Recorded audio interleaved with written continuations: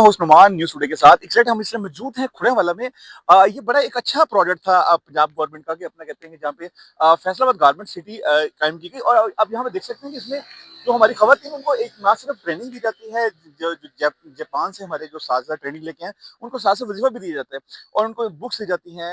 उनको साथ-साथ माहौल बड़ा ज़बरदस्त है।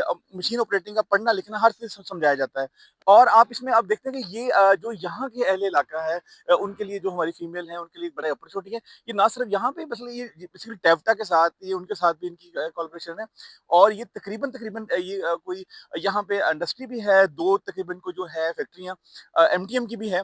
तो हम यहाँ के जो जो गवर्नमेंट है, हम गवर्नमेंट को बड़ा एप्रिशिएट करते हैं। जैसे एक फेडमिक है, उससे ये अपने वैल्यू एडिशन सिटी है, तो यहाँ पे जो गारमेंट सिटी है, ये एक बड़ा अच्छा प्रोडक्ट है। तो हम इस पे गवर्नमेंट का बड़ा शुक्रिया अदा करते हैं कि उन्होंने जो जहाँ पे लेबर वर्क है, उसको स्किल्ड लेबर पैदा करके और वो अपना मुस्तकबिल